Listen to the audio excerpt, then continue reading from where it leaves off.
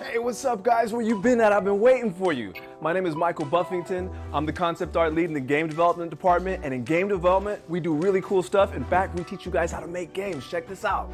As you can see, we got beautiful artwork all over the walls, really high level stuff. Students are doing really good work here. But I got something else to show you. Come on. So down here, we got one of our concept art classrooms, and it's full of Wacom Cintiqs. And on these Cintiqs, people do all their 3D and their concept artwork. They draw directly on the screen, and we have a whole classroom full of them. It's super awesome. Check it out.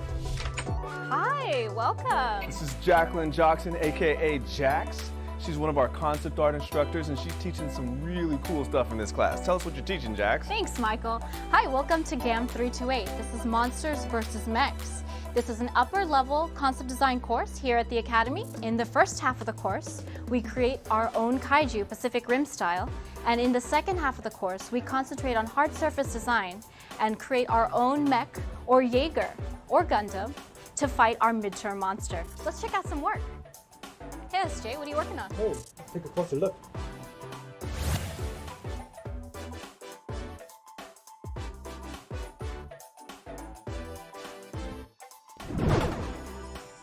Yo guys, I got a bunch of cool stuff to show you guys. Come on.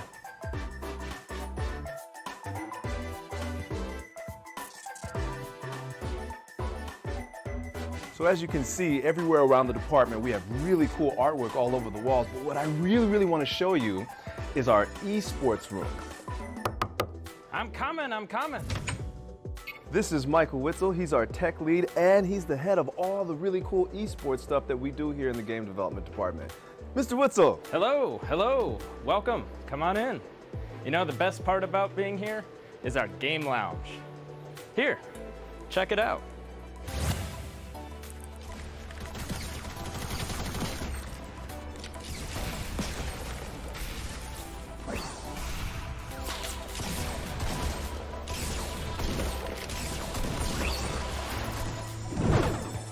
Pretty cool, right? Hey, David, are you busy? Not for you. So this is David Goodwine. He's the executive director of the game development department. Hi, thank you for coming. How we have things set up here is more about the community. Somebody might have an idea about a game or how they're going to make it, and then somebody else has another idea. Community, they feed off of one another. So if you guys are interested in making games, if you guys are interested in things like concept art or 3D or game design, programming, scripting, game animation, or anything like that, we'd love to see you here one day in the game development department. Yes, we would. Take care, guys. Thank you. Bye-bye.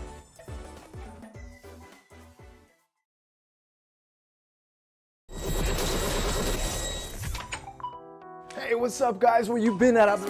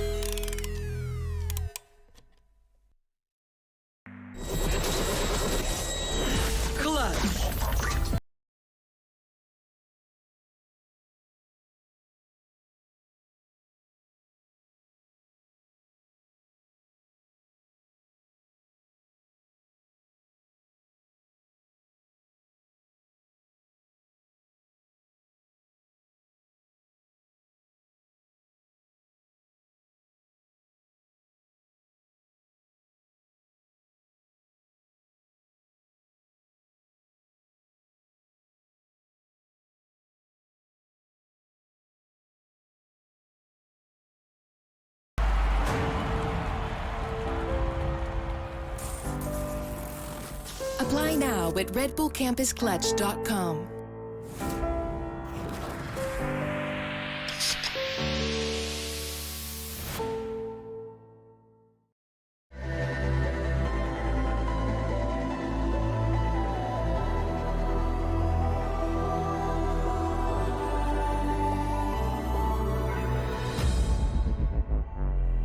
Without you, I'm always in a nightmare, nightmare. Without you,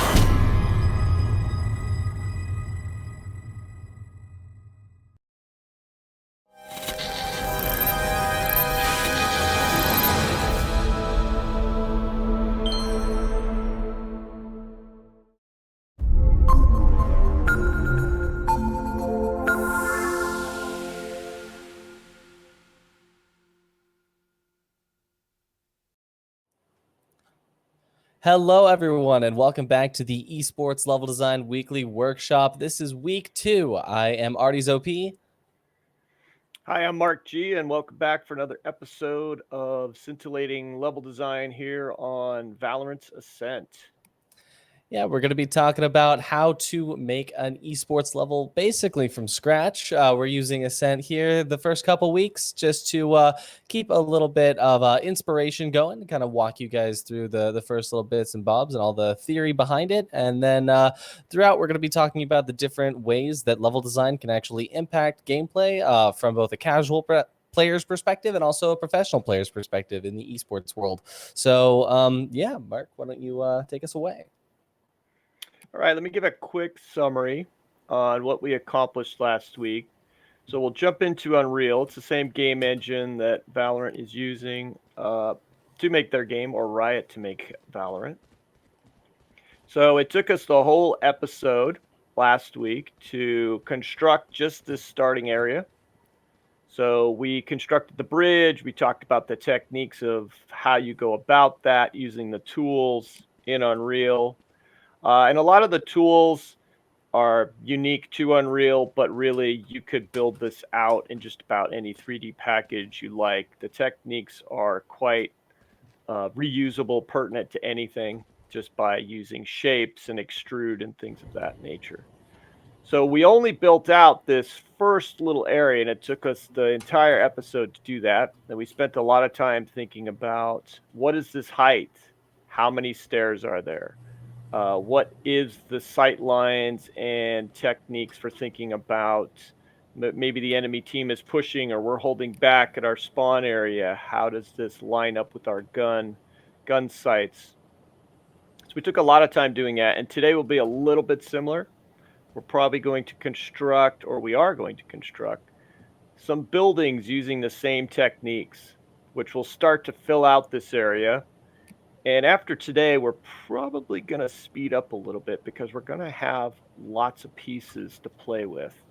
So those pieces, those modular pieces, once you've constructed them and tested things, including your stairs, all these pillars, the wall height, the general speed of your test character, once that's all solidified and you kind of have an area that you feel like fits the game, that's when you can start doing a lot of copying and pasting and really starting to feel like you're playing the game.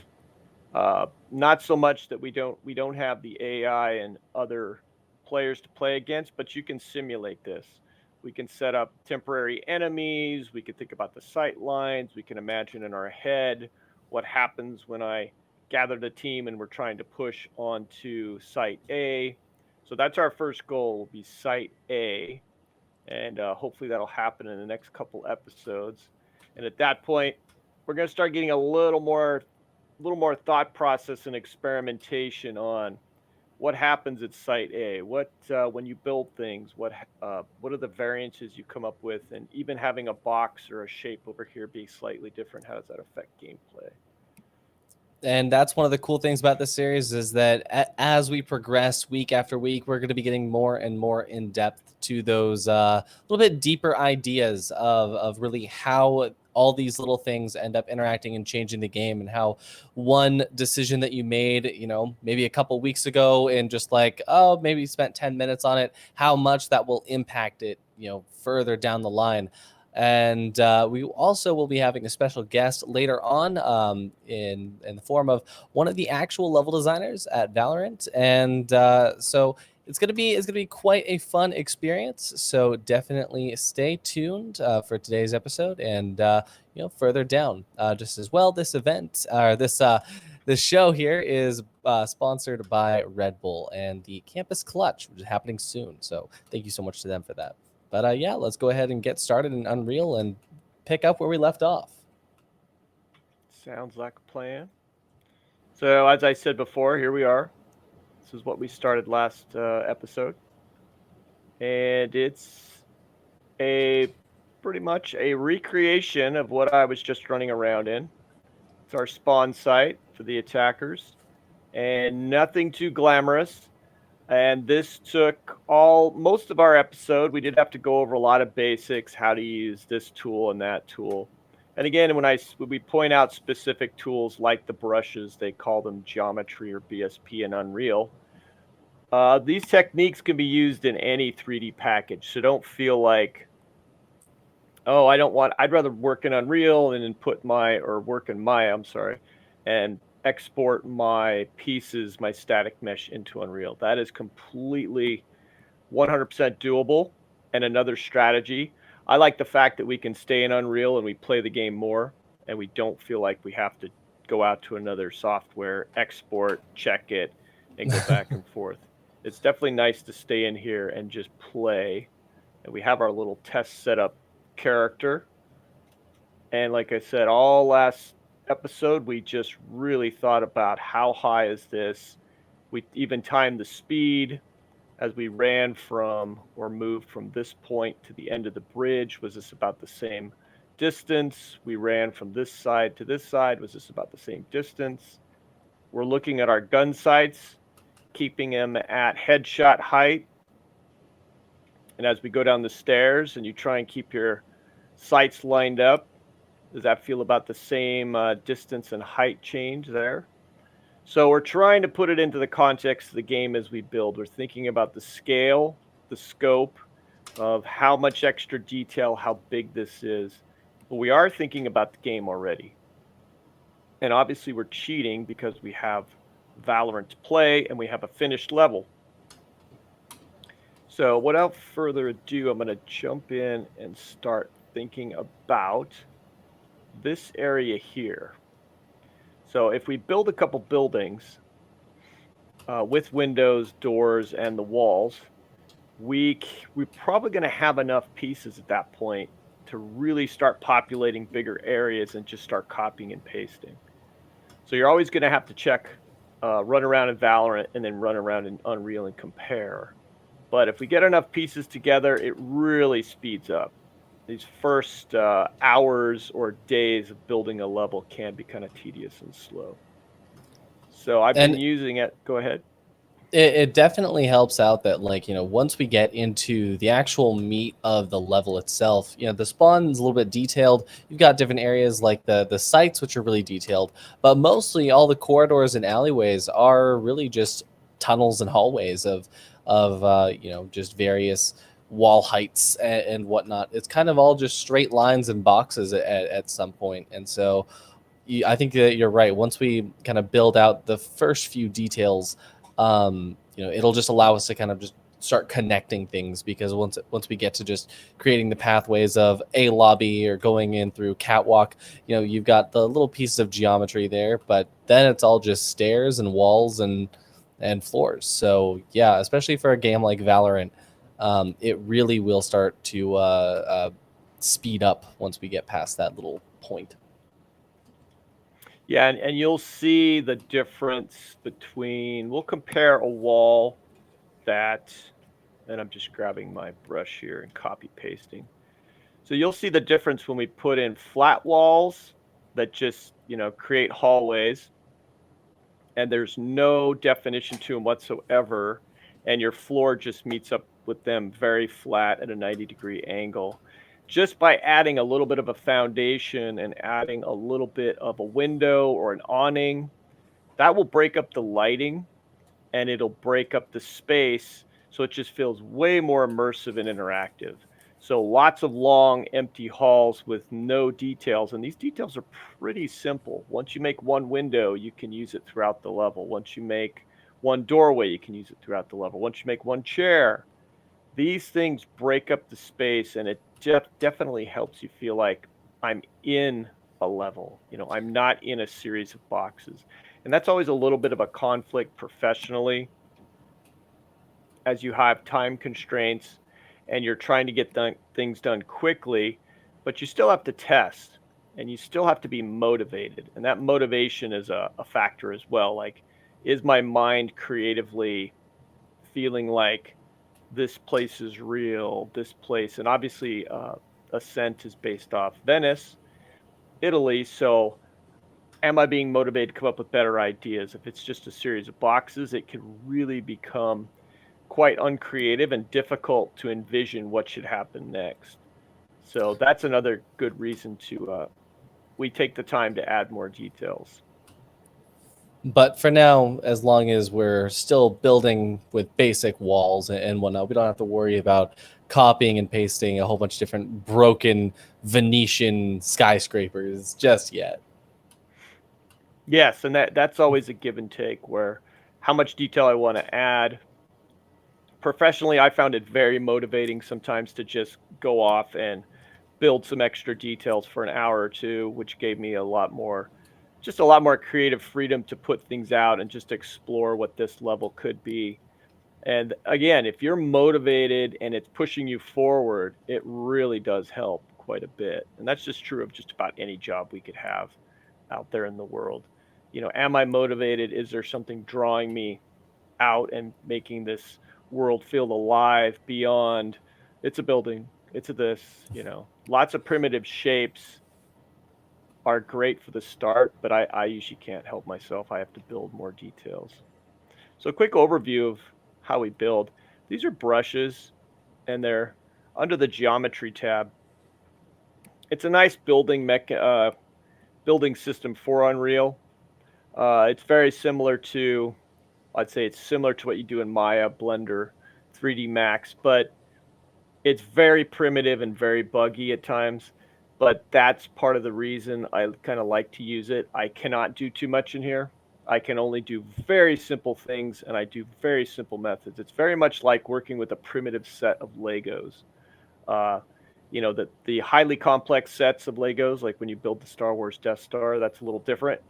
But some of the primitive sets where you just have basic shapes and you put something together, that's kind of how I approach this. And I think it works really well for level design. And I think that that's kind of the overarching theme of what I'm learning, because I'm also very new to level design myself. I'm more of a player of games, but I think it's super interesting that it is really just all of these bits and pieces that have been made once and then just kind of reused a little bit throughout. And it's one of the things that I started noticing when we first were talking about it.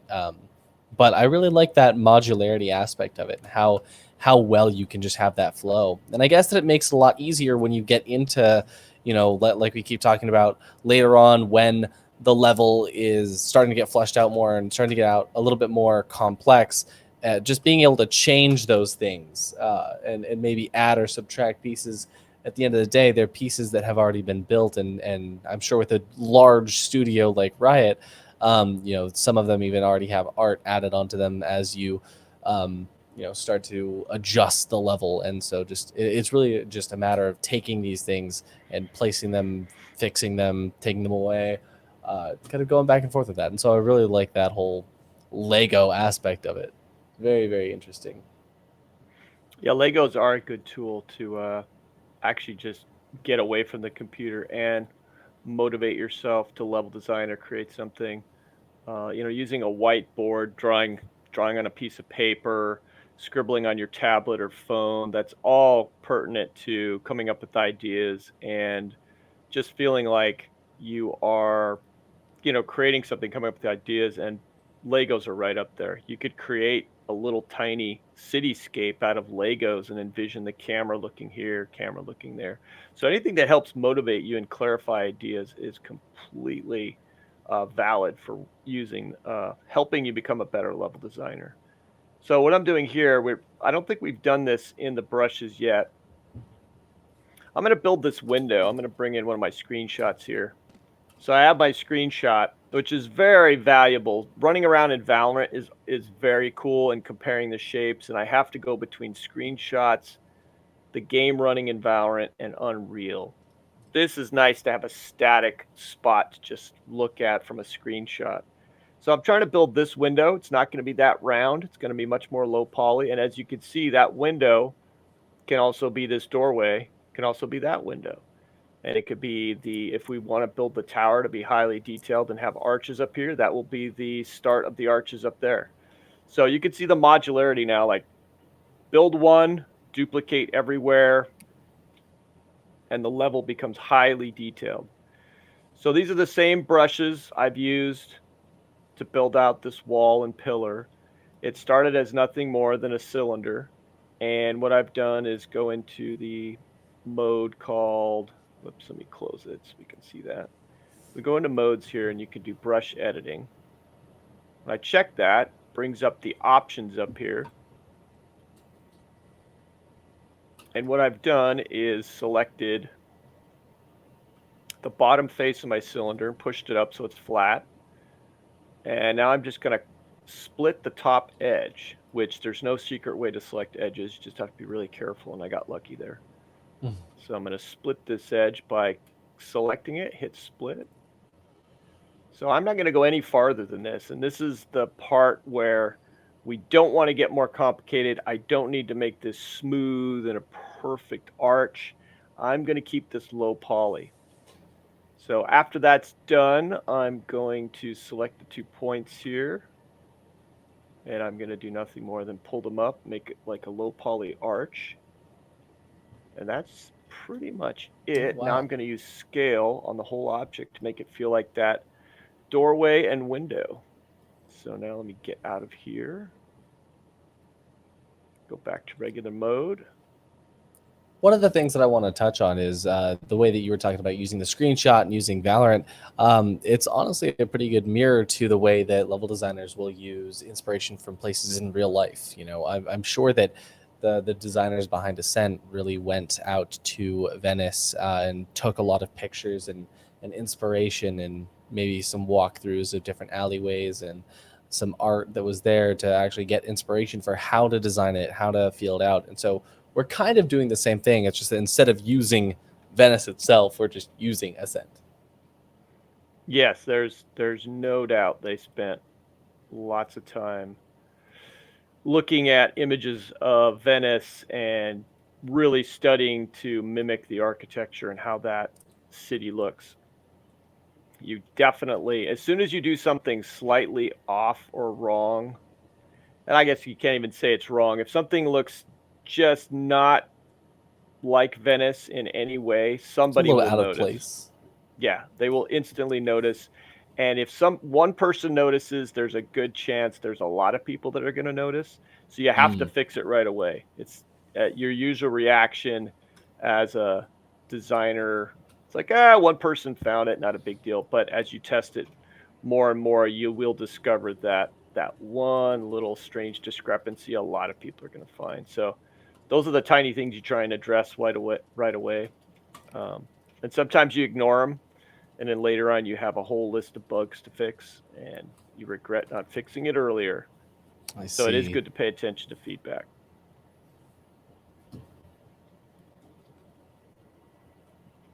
So what I'm doing is, this is going to carve a hole in this wall, so I'm not too worried about just thinking about how big it is. I'll probably have to go back into Valorant. So back to how brushes work. They have this wall is currently additive, and this object's currently additive. I should replace all the materials. I don't want to leave the stretched checkerboard material here. So I'm going to select a face and hit Shift B. Make sure I select that, and then go back here. And nice unified look. Now this is going to turn into a subtractive brush, and that'll carve a hole into our wall. So if we go down here to brush settings, go subtractive. So now we've got our little arch hole.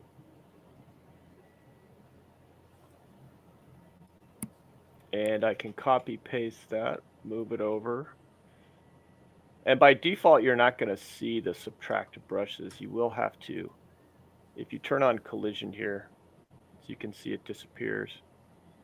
So if you can't see the red, you're wondering why, where they all gone to, just need to turn on collision. You can see those. So that would be the start of my wall. I'm going to run around over there real quick. It's a little pointy, but I'm not going to noodle it too much. I say noodle because of being an that's illustrator. about the same size. Arts. Yeah. So gameplay-wise, I don't think that's a huge effect on the game. I'm strictly looking at my screenshot right now. Oh no, this is just purely art here. This wall is a blocked off section.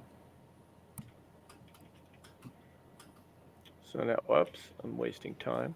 Let's not be silly and have to rotate that all over again. Let's be efficient. Let's copy paste this. Drag it down on the same axis. Do a quick scale. This is where we start speeding up. And that should be about bench height, which can overlap because we're just using the engine and the brushes. And now I'm going to grab one of these pillars. So these pillars were already made out of brushes. So the technique that we used last week, which I'll go over on another object here, is there's basically two brushes on top of each other, two cubes, and I turned them into a static mesh so they're solid. And that just helps with performance because the brushes take lots of time to compute and process. Whereas a singular static mesh is a lot easier on the system because it's one known unit. Yeah, you'll get if you get hundreds of brushes in here, even on a nice system, it will start chugging and causing all kinds of issues. So you do have to convert to static mesh at some point. So now I'm gonna duplicate. Was there 4 of them? And I'm being silly. Let's be more efficient. Let's turn on our snaps. Let's go into our top down. Now I like to hand move things around a lot. I just am very active about that, but should learn more efficient methods. So we turn on our snaps here. We'll snap to the grid, and it's going to move 100 for every time I move it. So as you can see, I snap twice, and it gets the exact spot. So I'm not playing around with making it look perfect, although I do like to do that a lot. So one more trick is we'll go, instead of me rescaling, I guess I could rescale it.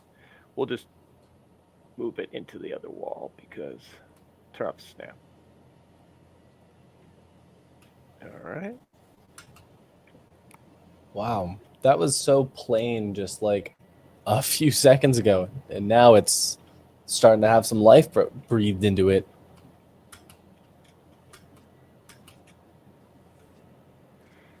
Yeah, That so is you can see how pretty much cool. quicker we're working now from last week. We'll continue to talk about how you do this and how you do and don't do this. One thing to note is like, well, why is this subtractive brush in its red wireframe? Well, why is it not deleting that wall? Because that's still a brush. So the red brushes, the subtractive, will not, you can't manipulate static mesh once they're converted to static mesh like a brush. So once you convert it to static mesh, it's good to keep a brush version around if you want to do an edit later, or you have to go into a 3D package like Blender or Maya and edit it. But it's not going to affect static mesh. And currently, how the system works is this wall was created, basically was created last, which is a very strange term that Unreal uses. Basically, it's on top of the hierarchy. And how they use the subtractive additive is the brush on top of the hierarchy that was last created, the most recent one, that is going to take precedence. So because I copied and pasted this one after this was created, it's not subtracting. You could change that. So if you look in the brush settings, just like we set subtractive, if I go to order and I say, the terminology is really a little weird. To first, to last is quite confusing. So if I go to last, it takes a big chunk out of the wall. So it's just a hierarchy, which is very common in all game engines. Like, what is the hierarchy of the draw order? What is the hierarchy of the parent object? This is common terms you're going to hear a lot in game development as you work with the game engine. So I don't want that to subtract from that. So I can say this one, go to my brush settings, is last, which it doesn't, again, the term last is very deceiving. All right, so that's the wall. And let's see how the scaling looks. Honestly, it looks pretty good. Got the the feel of it right, and yeah, I mean, sure, it's a little bit blocky, but that's what we were expecting going into it, and yeah, I think maybe the so this is actually a pretty good show of how we're doing as far as the scaling of the whole level goes, because you have the lineup right from the edge of that wall to the spawn in this whole fence line here, and I think that what we could do is stretch it out just a little bit, because it looks like that fence there, that our little arch wall that we made, is actually about right with the right hand side. On the left, you've got that lined up as well. I just think that the whole area should be widened up just a bit, because the columns are a little bit far, or a little bit close in your level, I think, compared to this. Just going by a strict, this side of the fence down and this side of the fence down perspective. Yeah, so a good point is to maybe walk along this bridge wall and see how it lines up with the last column and what I see out here in this particular area, as well as how does it line up with the edge of the steps. So if I come straight off, I end up right around pillar 2, and I still have some space here. So I can go around and check this spacing. And I also have the visual images that this would be inset a little bit, which doesn't seem like that big of a deal, but it does give somebody a cover point. Same with over here. I have to think about how much room is here and a cover point hiding area for somebody to utilize. So those are two things I should consider right away.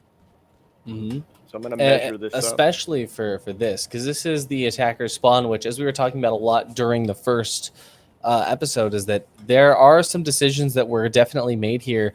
We have some clues as to what those decisions were, based on the fact that, like you said, you can't just come and destroy everything. All these chairs and whatnot were very precise obstacles made for those reasons. And this little inset that is hidden from the A rotate but not from the B rotate, there's a specific reason that these decisions were made by the developers for full gameplay reasons, and so we should at the very least respect that. And yeah, I honestly didn't even think about this little inset here, because sure, there's a little trash can on top of it, but you can jump on it. It's not a fully blocked off corner like most other instances that we see in this level specifically. Yeah, that's a really good point, a really good thing to keep in mind here.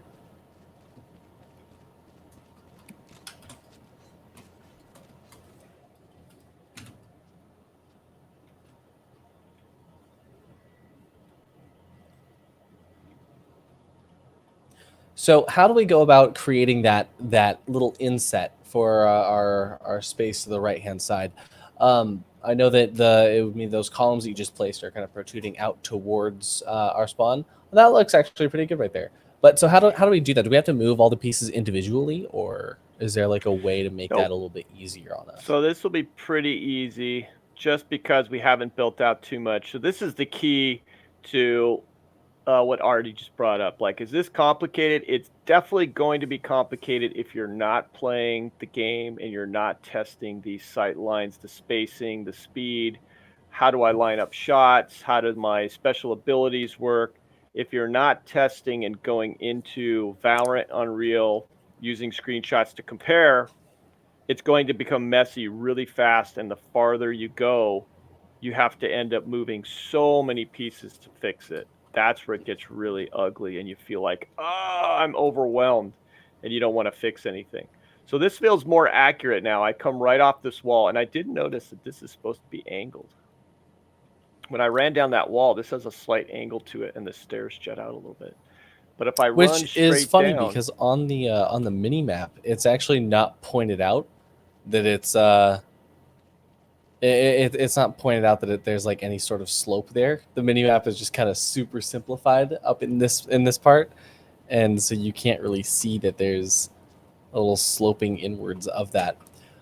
But honestly, one of the things that I wanted to ask was exactly what you just said about how when you move these things, it's gonna change things down the line with how how much you have to move further and further to fix it. And so when you look at specifically this part of the map here, there's this corridor out here near B, the mid link, and this whole alleyway right here, and it's got a very interesting shape. It's not a fully squared off area. And even over on this side, when you're in the top of mid here towards A, you've got some unique shapes that kind of create this whole thing.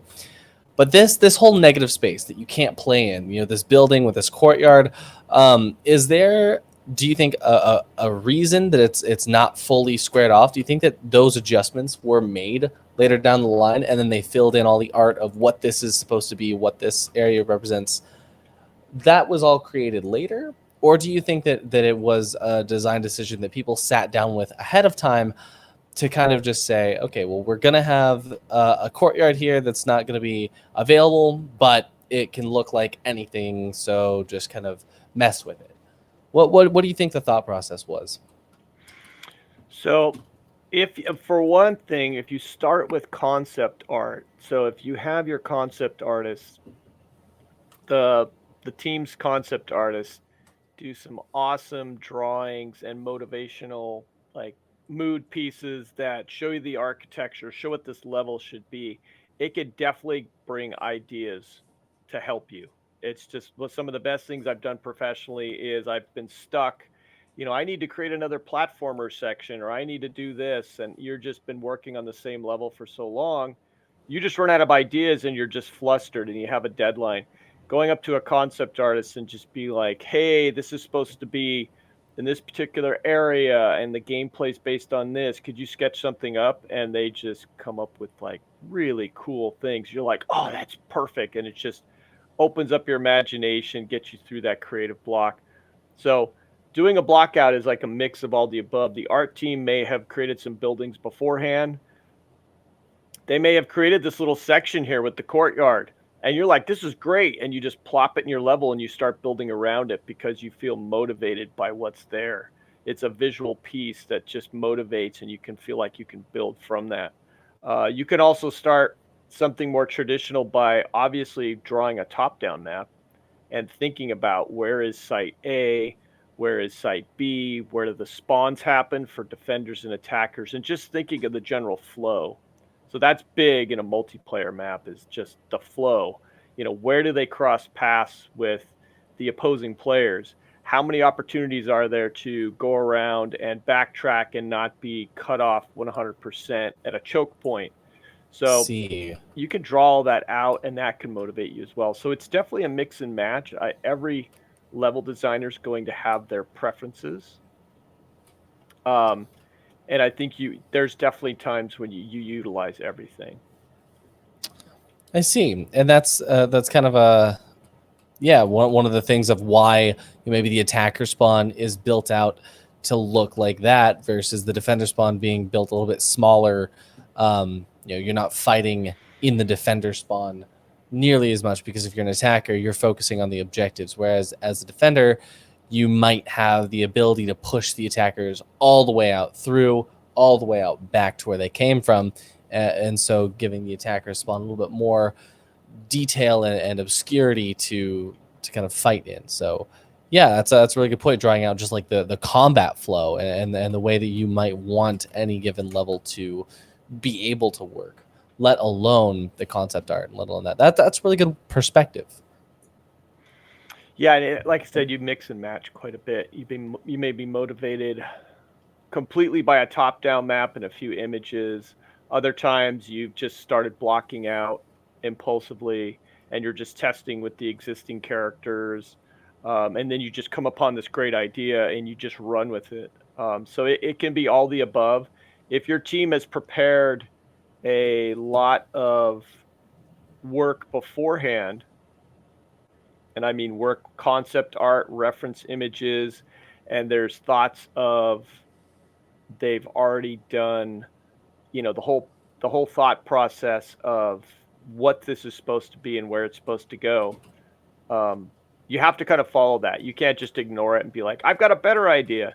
If they put concept artists on board, and done this work, I mean, it's committed. This is what you have to build around. Mm. So there's been times professionally they just say, here's the premise for the level, go, just make something great.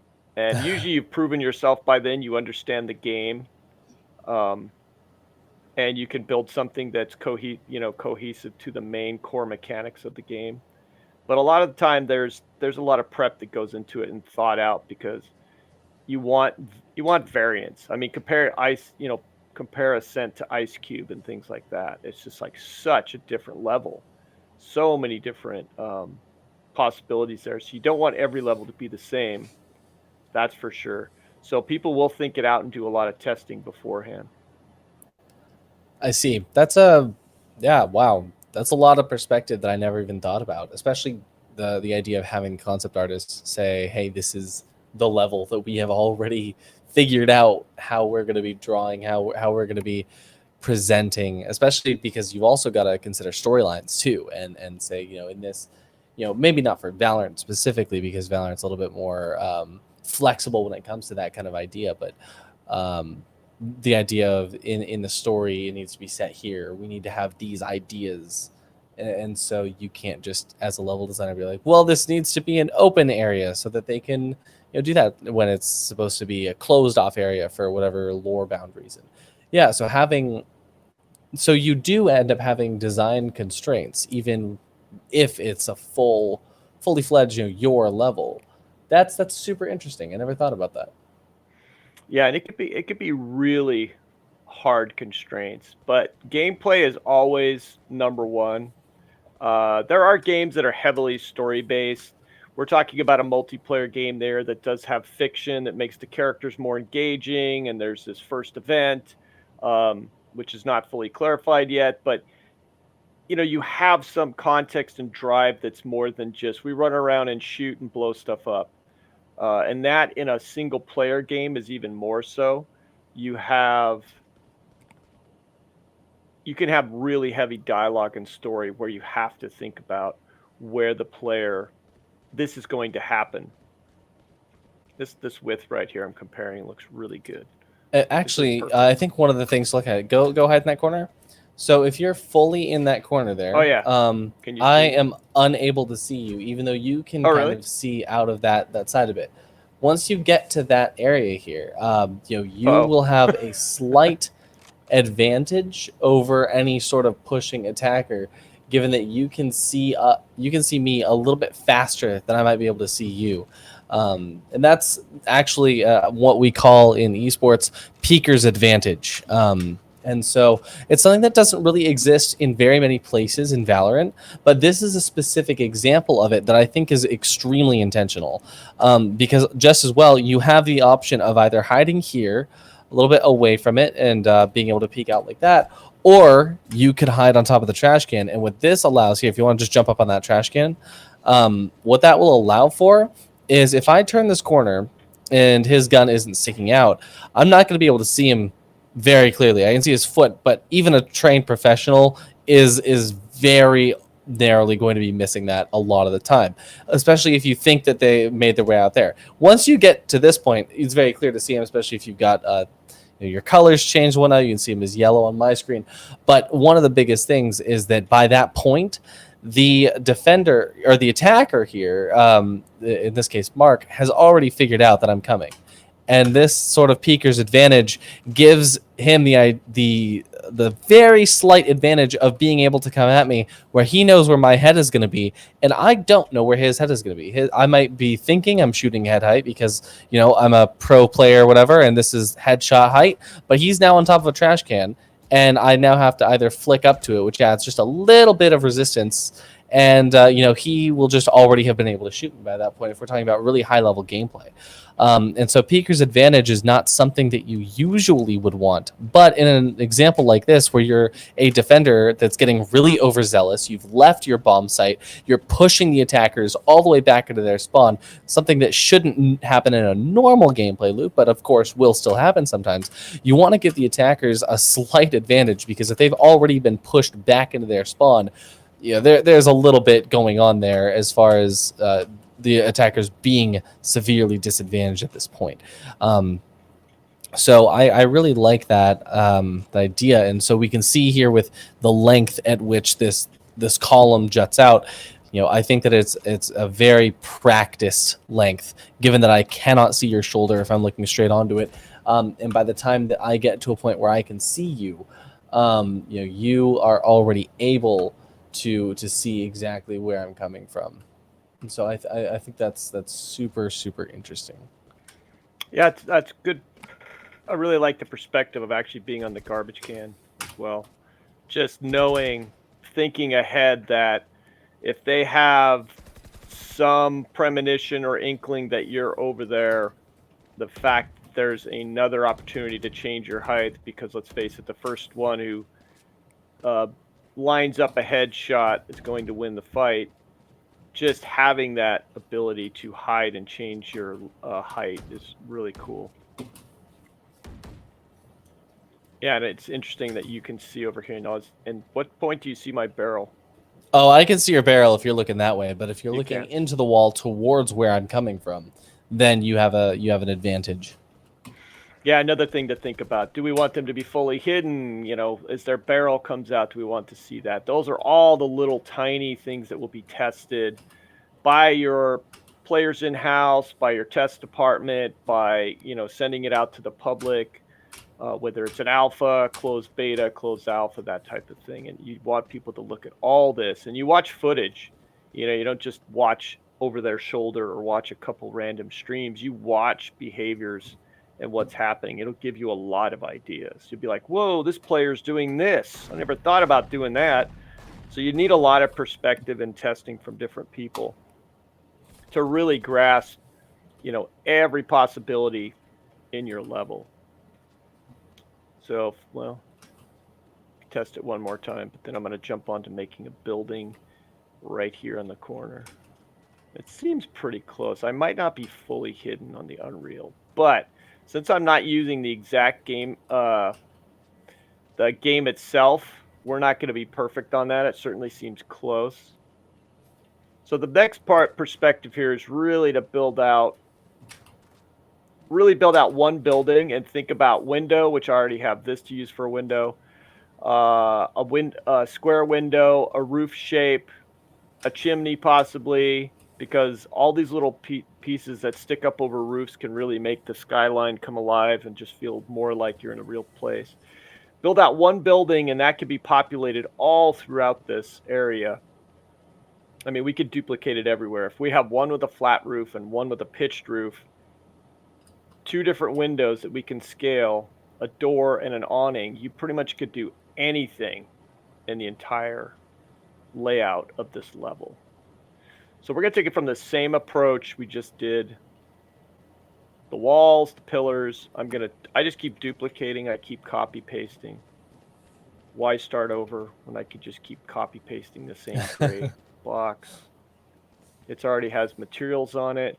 The longer you go without materials too, the messier it is. It's harder to play the game and feel like you're really, feel like you're playing the game. You want everything to be as clean as possible, as early as possible.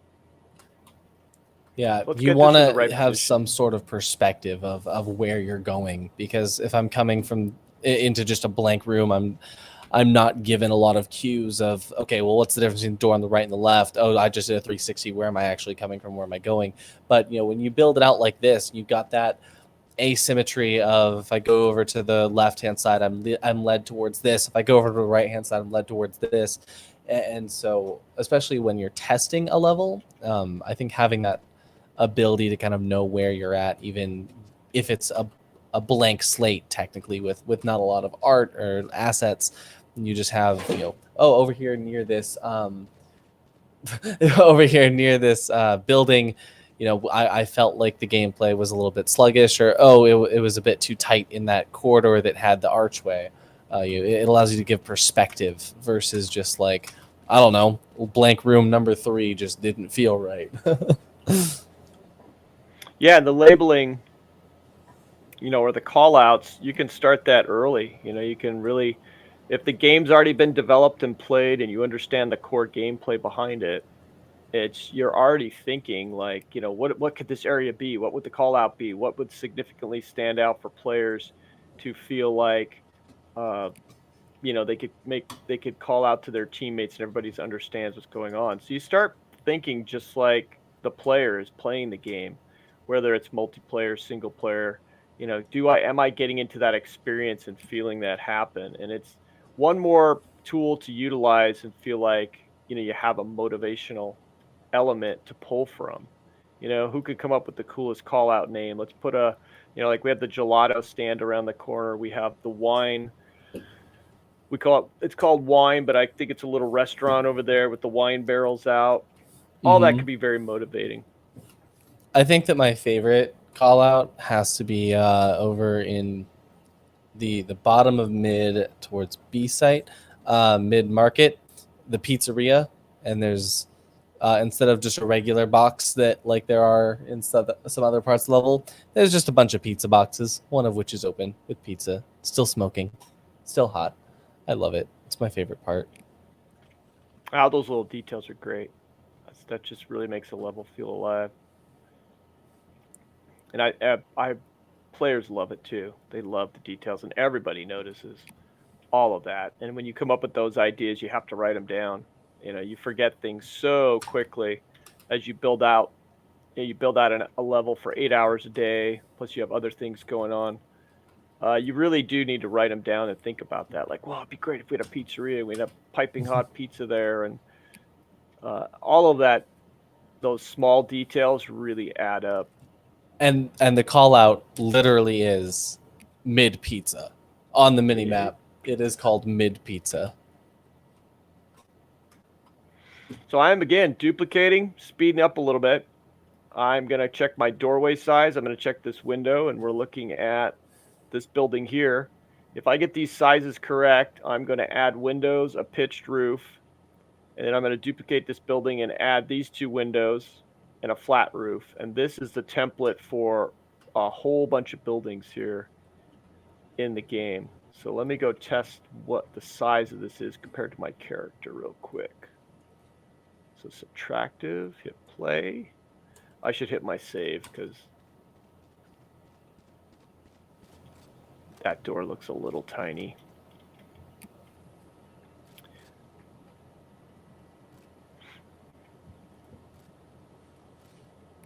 One of the other things that I can talk about as well is the we keep mentioning optimizations, and we keep mentioning like the utilization of static meshes just to make things a little bit easier, and the way that you want to optimize system performance, especially in an esports title. And one of the things is, even when you've got little details like this, this courtyard is very beautiful, but obviously it's not an integral part of the gameplay. It's just a little bit of world building that you can look at for 30 seconds before you get out into your proper match. And so one really cool thing is, you'll notice if you ever go into the spectate mode like we are right now, little secrets of where corners were cut specifically, like this. They don't need to have the flower pot there. It's just one less thing to render, but you're going to have the tree still. So just remove everything else and just have exactly what the player is going to see. So you still have that little bit of world building. It's not blank. You have that presence, but at the same time, you don't have any unnecessary bits that the players would be physically unable to see anyway. And so that's very true for a lot of these little places on the map. One of the funniest ones is, I believe it's over here. There's a balcony somewhere in which, I think it's over on this side. Yeah, this is balcony right over the defender spawn. Very pretty balcony, nice little overhang and hedges. But there's no door. There's I don't know how they planted these, but there's no door. There's the top of a door. It looks like there's a door frame there, but of course you're only going to very barely be able to see that. If you jump up here, you can kind of see an inkling of a door jamb. And so just because one less thing to render while still allowing them to be extremely detailed with stuff like all this up on the top. And so it's just the little things like that where you are still creating a world that is lively, that makes the game interesting and fun while you're blowing everyone else's head off. But you aren't doing anything completely unnecessary. Yeah, you'll take some liberties with building things out. It really depends on the game. If you have something heavily story-driven narrative, you tend to be very specific and exact with everything you do. But yeah, when you're talking about a multiplayer game, there's some liberties you can take, and don't worry about little discrepancies, and especially with Valorant's very first event, fiction. What did happen here? What strangeness? We have the cataclysmic drifting buildings and things of that nature going on. So it gives you a little bit of creative freedom as well. So I have done everything faster. I have a box. I have the same arch. And I am making the windows up here. And I'm taking the time to make windows because I don't want to see a flat box. I need to see the shadows. Need to see some definition here. And I need to make a pitched roof for this one. And I'm going to keep it a separate object. So we're going to go with, I'm going to test the scale again in a moment, but I know these windows up top are fine. They don't have to be perfect. It's more decorative. It helps us immerse ourselves in the level. So now I'm going to make a pitched roof really quick. Oh. And that pitched roof is going to be a box. And then I'm going to go back to our brush editing. And if anybody's working with the brushes for the first time and you're uncomfortable and like, this is really uncomfortable. It's true. It's pretty clunky. But I think the clunkiness and the primitive nature of it is very cool. Like the best games I've ever made, or the best decisions I made, is when we had restrictions.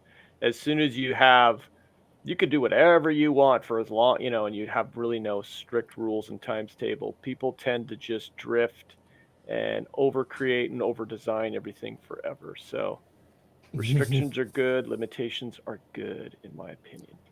I can think of a few games like that. I think the term in the industry is feature creep. When you get out of level design and go into like full game and no restrictions, you just get feature creep.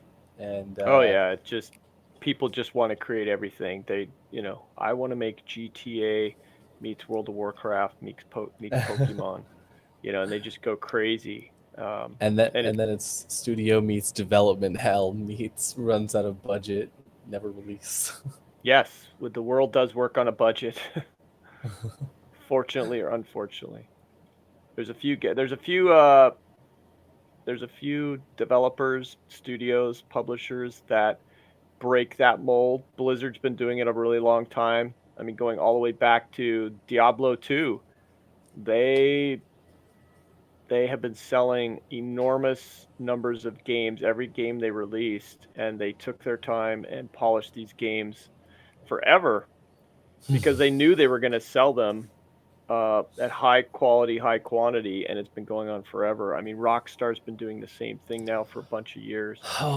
They take a long time, and they spend, an enormous amount of money on these games, but they know the sales are going to be way high, and they're going to recoup their costs as well as making sure the product is of highest quality.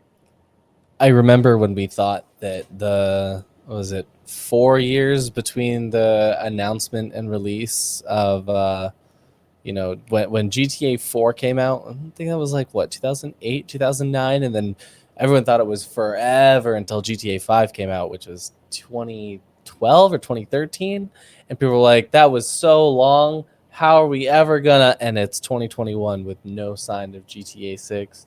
You've got Bethesda with Oblivion came out in 2006, and then 5 years later Skyrim in 2011. Like, oh my god, I thought it was never going to come out. It took 5 years. It is now 2021. Skyrim has been released on 3 different console generations.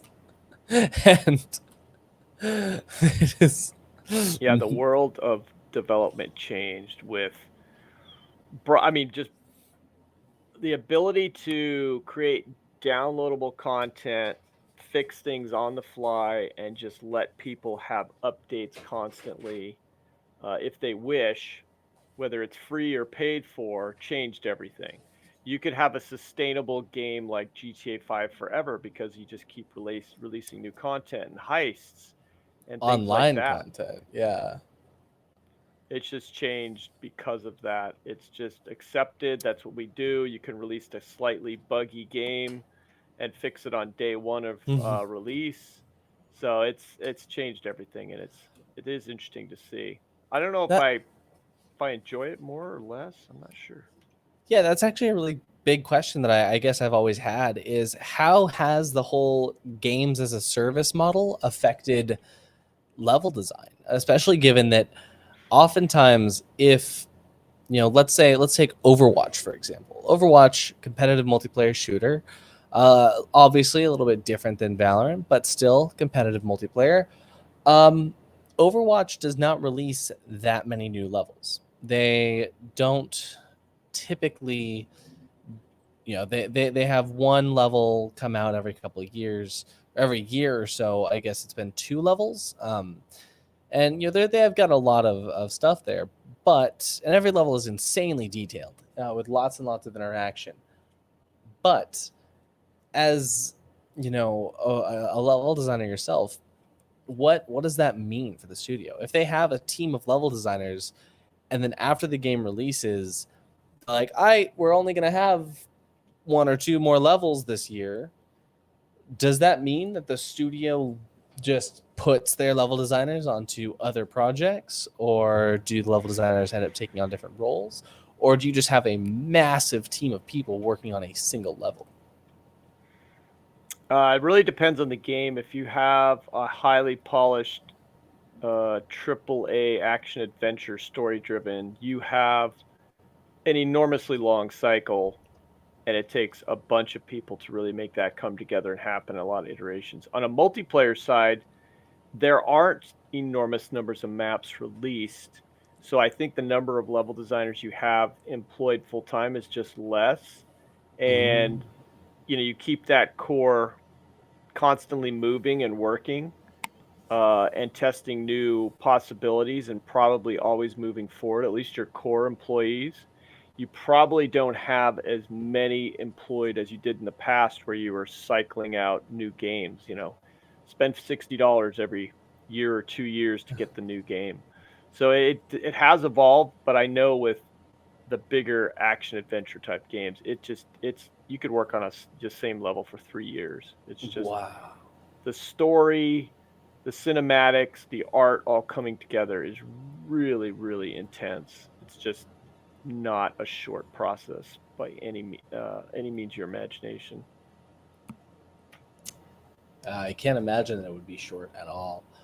So I like what you're doing here. You're using the same things that we built out for different purposes. So what was once a gate, I mean, it is all art and not necessarily gameplay, but what was a gate is now a giant stained glass window here in this little attacker spawn courtyard. Yeah, you can see how quickly now I've been just buzzing around, copying and pasting like crazy. Wow. And this is quickly becoming the buildings and different things we need. I would probably add an awning, probably going to build out a couple props because we're going to need that. You need objects the player has to move around. The goal for today's episode was definitely to get this solidified construction-wise, and then probably just this solidified so we could look around that corner and head into next episode thinking about, all right, now we're going to push through these halls into bomb site A by the following episode. So it's definitely coming together. The pace is picked up. We've used no new techniques whatsoever. We're sticking with completely primitive objects. We did a little bit of geometry editing to create this arch. And I purposely left it a little bit, pointy, low poly, because I think you don't want to get too detailed. this is a professional setup, so, or at least an emulation. You know, as you're working professionally, you'll keep adding details that affect gameplay, and the art team definitely appreciates when you have nice shapes and very specific uh, areas built out with detail, because when they make the art, they have to add foundations, they have to add things coming off the building like awnings and extrusions. So adding that helps to the art team, because if you're just putting down a box and they're like, well, I have to make an interesting building, you know, they want to have steps on it, they want to have the foundation showing up, they want to have these extrusions coming off. So it's good to build some of that in for gameplay for the art team as well, so they can see that it's going to be accurate to their plans, or you've thought that out. Definitely. And one of the things I like to do is, so I'm playing as Sova right now, as to kind of just run around the map and kind of have fun with the geometry of bouncing my darts. But one of the really cool things is to see, of these tiny little protrusions and details, what is able to be interacted with and what isn't. So I'm noticing that a lot of these awnings, the fabric ones, are just kind of placed and don't really collide. But then the strong structure ones that you do expect it to run into will actually make a difference. And especially when you get into the main gameplay areas, right? You got a light coming off of a lamppost in the middle, and that's absolutely going to collide and impact your dart and the way that you're attempting to kind of interact with the level. But if I see just a flag flowing in the breeze, or if I see maybe just a fabric awning in the spawn, kind of away from everything, or up in this tiny little corner where I wouldn't expect to actually be doing much work, and it doesn't actually collide. So very, very interesting to see those kinds of things of what works and what doesn't. Yeah, it's interesting you brought up no collision, or how the collision works. That's huge with the level designer. They're shooting everywhere, seeing where, you know, if we have an awning, or we have the pizza restaurant, or the wine restaurant, the gelato stand, what can really be built out. And the art team loves to build details. That's, you know, that's their motivation. Build out beautiful art. And so they'll always want to build out more details. And that's another reason for us to think out the details and put this in, and not just be super basic with boxes. It just puts a lot of pressure on the art team to envision everything themselves. So you thinking out the wall and this space back here, and having gaps, and even the roofs a little bit. I'm getting a little exaggerate on the roofs, create a skyline.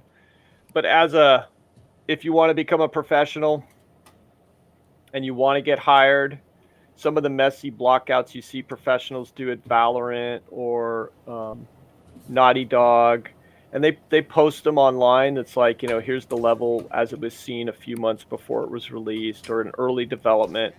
They're messy. They have art placed in there. They have strange textures.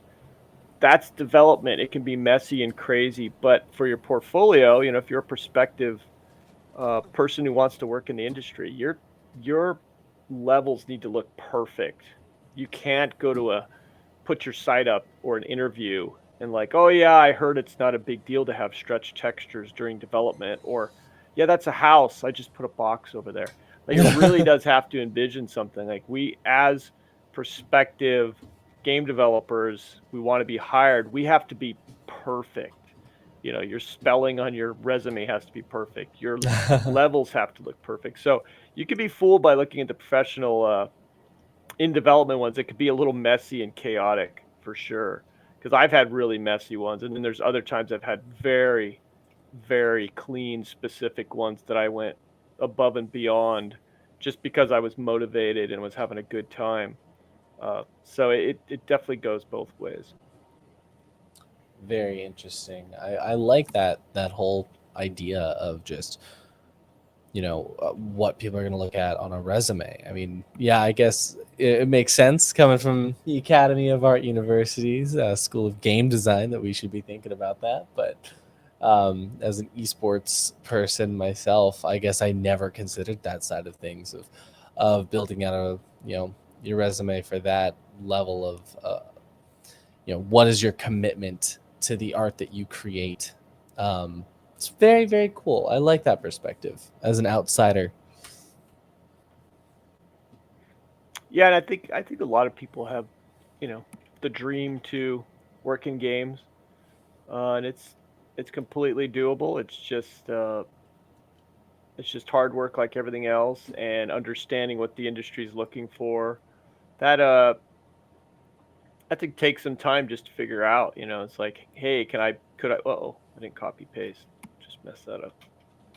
Uh, and just learning the skill set and understanding what the industry is looking for, and some of those professional tips are big because you hear things, you hear a lot of hearsay from developers or fans and how it works, but knowing what the industry's actually looking for and what is important and what isn't, that's really tough to figure out.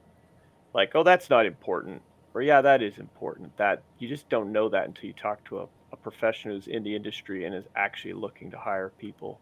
It's one of the hardest things to information to get, to actually talk to somebody in the industry who's would possibly look at your work and give you feedback. Yeah, that's huge, of who is willing to give you feedback, especially given that a lot of people that are specifically new to the industry might still be a little bit in the process of job security, making sure that they don't get replaced very soon. So that's a big Yeah, one. that's Is interesting. I don't know if I've ever felt insecure about helping someone coming up. You definitely encounter people that are really talented. You're like, whoa. That's one thing about being competitive in the industry. It changes so fast. Like, you could have a genre of a game suddenly not be very popular anymore. I think of RTSs back with Command and Conquer, StarCraft, Age of Empires were just booming everywhere. I mean, StarCraft is still going, obviously, but there Mhm. was a ton of RTSs being produced all over the place, and lots of studios making them, and then they kind of just fell off the face of the earth. So if you were a RTS specialist, designer, whatever you may be, suddenly people are like, "Oh, can you do anything else? You've only been working on RTSs." So the industry can be competitive, but as long as you're motivated and paying attention, it's a super fun way to make a living. You're I constantly s- working with games and get to work with fun people, and and that. especially if games have been a huge part of your life, like for a lot of us, like games are everything, and so being able to work with them and just make a career out of it, absolutely love that. It was funny you said games that are genres that just don't exist anymore, like what's gonna happen next couple of years, battle royale. Yeah, it's still going. I'm surprised it's done as well as it has. You just never know as the boom starts how long it'll go. But they've adopted it into quite a few games now, and they're very good and different than each other. I think of Mm. Apex. I mean, we obviously think of Fortnite, and I think of Warzone, and there's others that each one is totally different, yet still working within very similar game rules. But yeah, it's like if you're the master of that particular game genre, are you going to be you know, do you feel like you've been pigeonholed or doing the same thing too much? But as long as I think anybody can stay competitive. You just got to keep your head up and pay attention to what's going on. Absolutely. All right, so I noticed that we're starting to add our first little bits of actual interactable geometry now in our level. Yes. So the goal was to finish out this, what would we call it, a square, and the background, so we could see how to make more modular pieces. We could see how we could populate a vast area, which I just did with one building, one, I guess we'll call it Wow. gate arch, and a window. And from there, you definitely want to start thinking to create some simple props. I'm going to go back to Valorant and see how big these barrels are real quick. And whoa, I'm right near the barrels. Magic. These are a little bit smaller, but this thought right here, I can get up on both, which you brought up earlier. With someone coming around the corner, they may think you're over here, but they're not going to know if is he on the lower barrel, the higher barrel, the chair? Like, they're going to have to react to you quicker, and you're probably going to have the advantage waiting for them here if you're up this high, because they're going to have to adjust their sights quite a bit coming around this corner. Definitely, especially given if you're jumped up on that second barrel holding an op on this corner and you just wait there for it. I've seen that happen in pro matches and collegiate matches as well, where someone just takes the op all the way to the back, and if you're a defender and you're trying to over rotate and kind of find out where that person went, you're gonna have no idea where to look. I could be looking here. I could be looking up here. I could be waiting for a headshot here or here or here or here or even up here. I could be seeing somebody wait right around this corner and he could come a lot sooner than expected. There's a lot of different ways that you can approach this as someone rotating into the site, just as well as somebody hiding back here. There's just so many different things. And so once we have sort of these basic shapes to play with, these cylinders over here, which at the end of the day, it is all just a lot of basic shapes that are just reused or reshaped and put with different art. So we've got these barrels, got this trash can, we've got this little fountain manhole cover thingy. At the end of the day, it's all just differently shaped cylinders. We've got the same trash can over here, can just come right back. We've got another little cylinder looking square thing over here. Not actually quite sure what this is. Looks like a blocked off fountain or manhole, but just as well, boxes, more boxes, more of our barrels, more of our boxes. Once we start to get these basic shapes within this spawn, and just like you've been saying this whole time with building this courtyard, and now we have different sized walls, different sized roofs, we can start to just copy and paste these throughout the level and just really get into it. And I know that next week we're going to be looking at getting into A site. And one of the questions that I had was, where do we start? Do you start on A site and then you connect them? Or do we start with our hallways? Since we're going about this from recreating a level, what would your take be? If we're gonna recreate the level, we could go either way because we have good measurements. Although it is harder to go if there's that much space between them. It is harder to make it perfect if you start at A and then come back, because that runs into the problem of kind of what we brought up earlier, is if you're not checking the size, scope, scale, the heights perfectly constantly, you're just constantly double checking, like we did when we just hid behind that one pillar, and you were seeing my foot and you could see the barrel of my gun. If we're not doing a lot of that, trying to adjust from here to gelato, then around this corner, it just becomes so much harder because you have to grab multiple objects and move them. It just becomes harder. So my gut instinct would be to continue from here.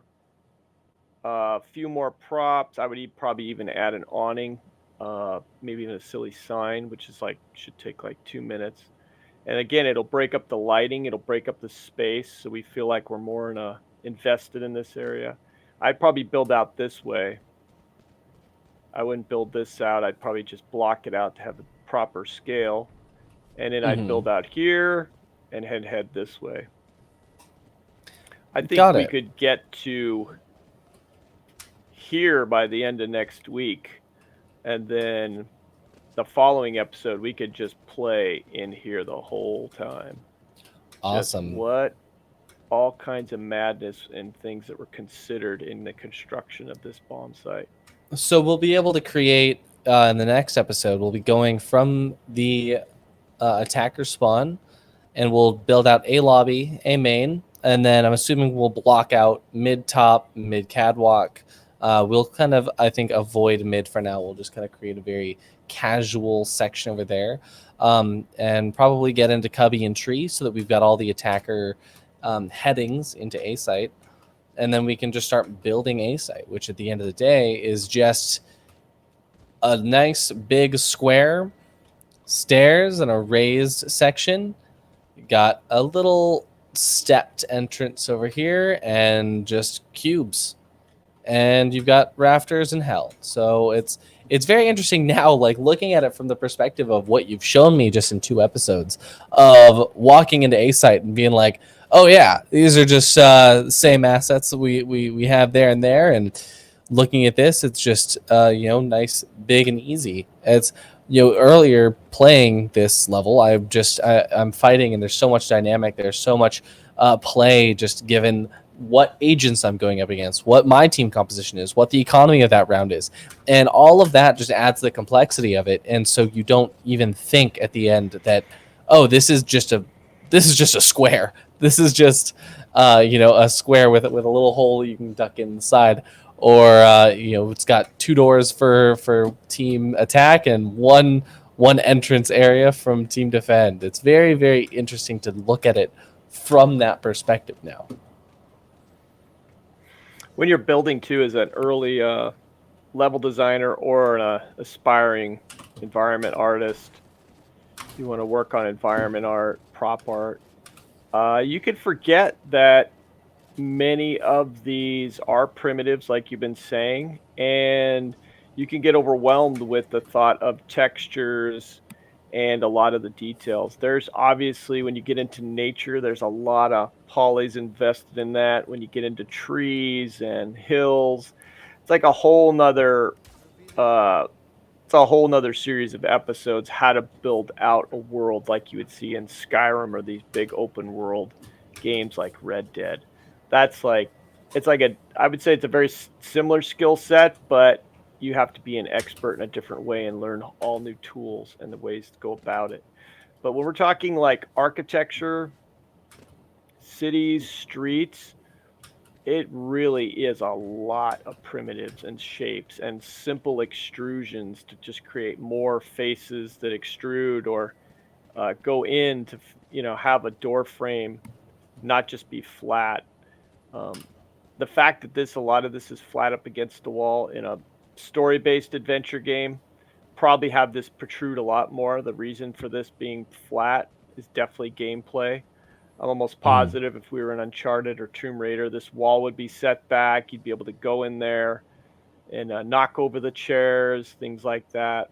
This is all about shooter, fast-moving gameplay where I don't get stuck on this wall. So if I was in Tomb Raider, I'd probably go and get stuck on a little extrusion here, things like that, which I would push a level designer to do for a game like that.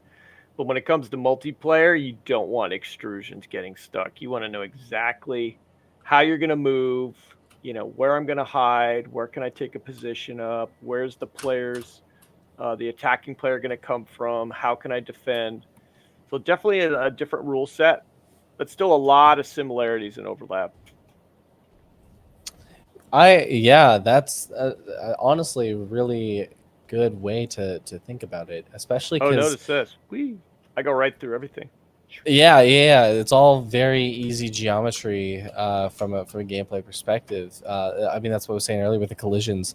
Like, I can just shoot right through this little awning here, but as soon as you touch one of these, solid-looking protrusions, you can start to get some nice little gameplay loops with it.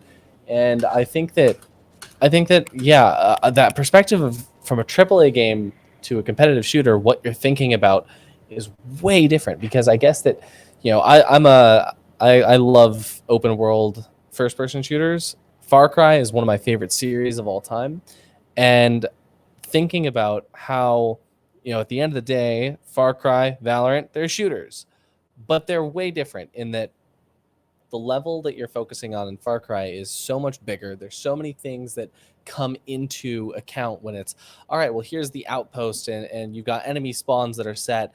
But if the reinforcements get called, all this, and you have the stealth aspect of, okay, how do you hide around corners? Where are you going to put bodies? Where are you going to get ammo? Where are you going to find a special weapon or whatever?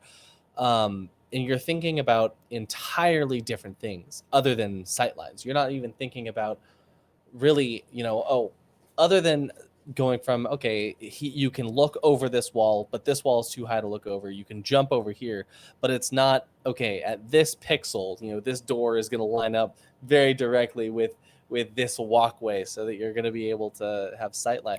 None of that stuff really comes into account nearly as much as it does in a game like Valorant. And that's some other good perspective of just, yeah, the protrusions and how your character interacts, because you want that level of detail for a first person shooter or for like a AAA game and the single player story experience versus Valorant, where it's all about the gameplay and the gunplay. Yeah, and it's so much harder to test for multiplayer because every human player is different. So when you're playing a single player story game, the mission should play out mostly the same. Obviously, you have AI, and you have the player testing the boundaries and trying to do different things, break the game or do things in different order. But it's much more predictable. So you can find acceptable, extrusions or protrusions and make sure the AI doesn't get stuck on these chairs. But in a multiplayer game, there's so many possibilities with just the different team mechanics and the different individuals you're going to encounter. Some of it has to be even more friendly, and just take away the variances and possibilities of things coming up. Awesome. So, all right. So in just 2 episodes, which equates to around what, by this point, 3.5 hours of solid level design and solid work in Unreal. What have we been able to create? How far have we come in just 3.5 to 4 hours of just making? So we've learned. So we did the start site. So we really just started with the attacker spawn point area. We learned about the basics of just using primitives and just sticking with that primitive, excuse me, primitive use of primitives just to construct pieces, modular pieces that could be used over and over.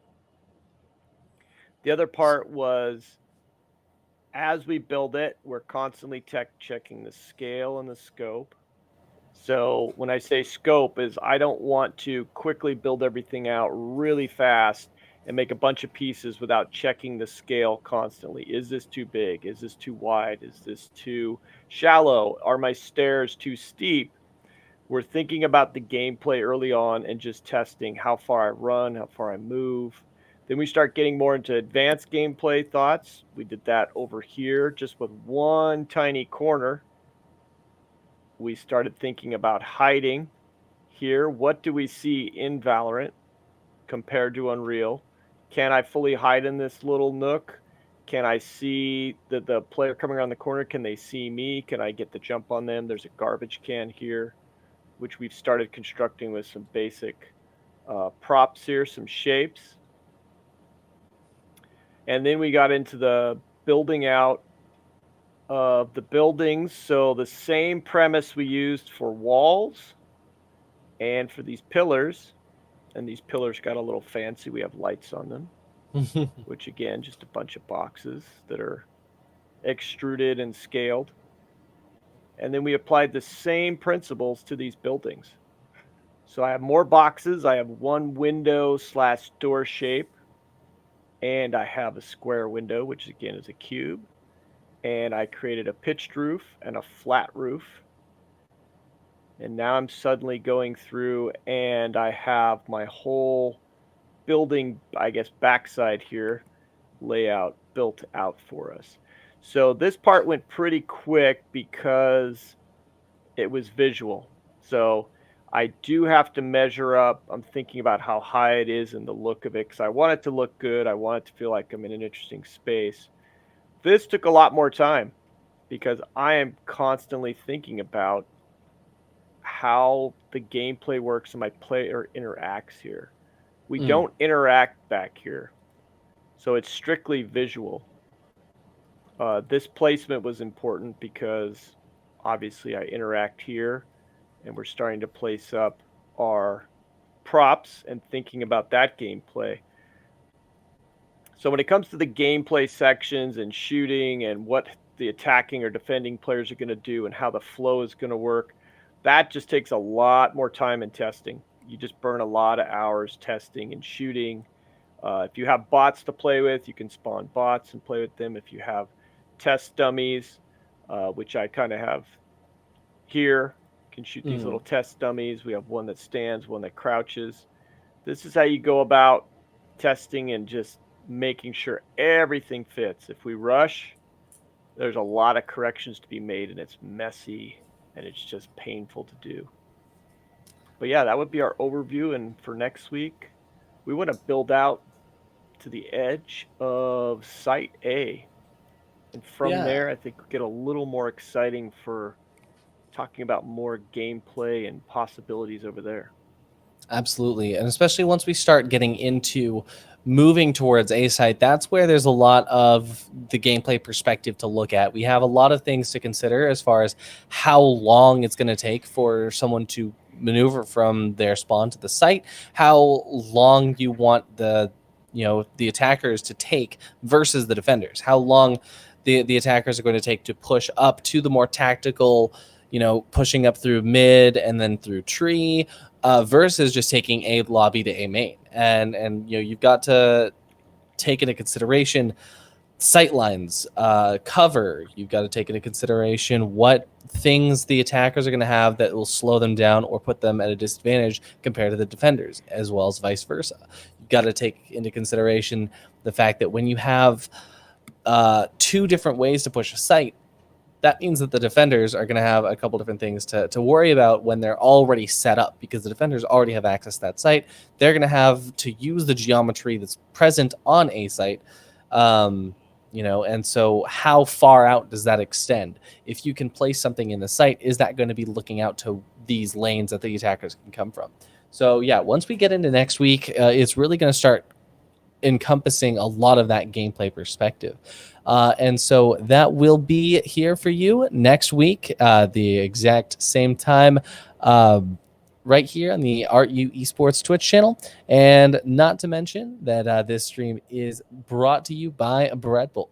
Bread Bull, what's wrong with me? This stream is brought to you by Red Bull. New flavor. This spring, new flavor. This spring, Red Bull partnered up with Riot Games to bring you the Red Bull Campus Clutch, the world's biggest university Valorant tournament to college campuses nationwide. The Red Bull Campus Clutch offers teams from more than 50 countries the opportunity to compete against players from all over the world for a chance to win monetary prizes and more. So for more information, please check out redbull.com/campus clutch and register now before it is too late.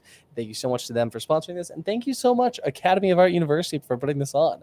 Mark, I really appreciate all the knowledge that you are bestowing upon us. It's my pleasure. It's great fun. I hope the audience, people watching, can learn something. Maybe just get motivated to play in Unreal. Think about the possibilities of you could become a level designer, game designer, and kind of break some of that. That wall of understanding of how do you go about becoming a game designer, game developer. Hope this helps people and motivates. And please watch next week. Definitely going to try and build out all of Ascent. We want to get our Riot level designer in here to get their perspective as well eventually. That should be super fun to hear their side of how they went about building out levels for Valorant. Yeah, and very, very excited. This whole series is going to be ramping up a lot in the next couple weeks. So please, if you haven't already, hit that follow button. And if you're watching this VOD on YouTube, go ahead and hit that subscribe button. Thank you guys so much, and we will see you here next week. Thank you.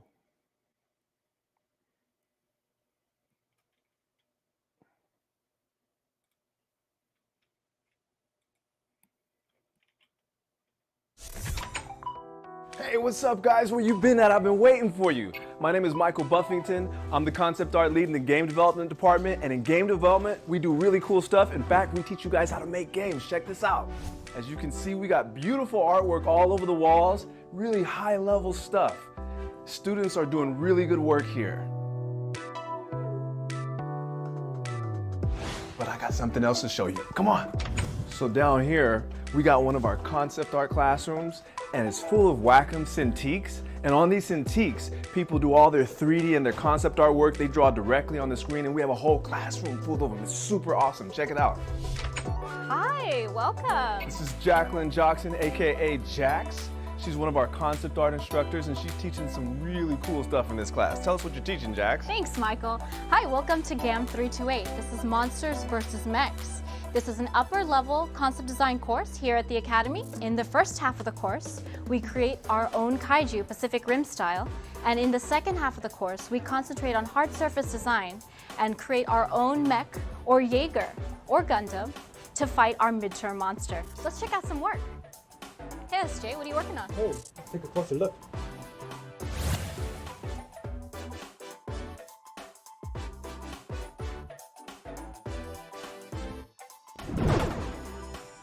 Yo guys, I got a bunch of cool stuff to show you guys. Come on.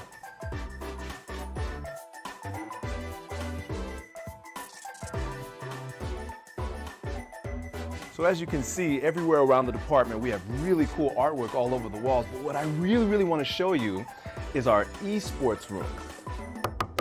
I'm coming. This is Michael Witzel. He's our tech lead, and he's the head of all the really cool esports stuff that we do here in the game development department. Mr. Witzel. Hello. Welcome. Come on in. You know, the best part about being here is our game lounge. Here, check it out.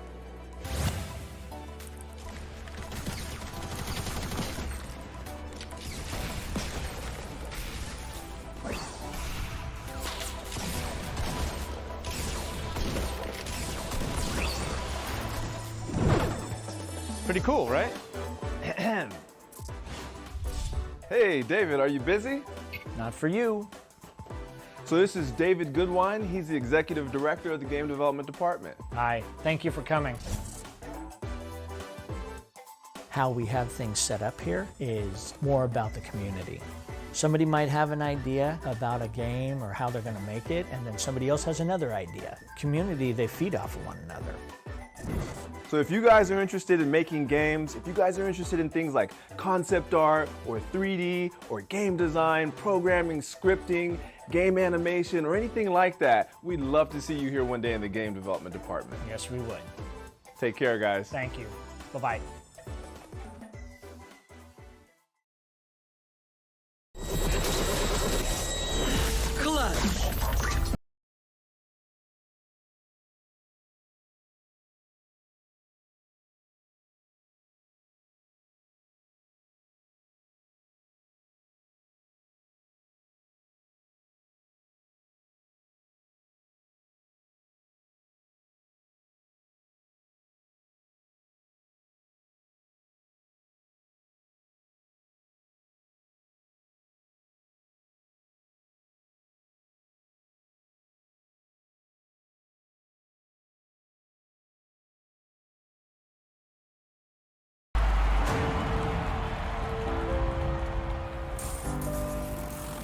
Apply now at redbullcampuskletch.com.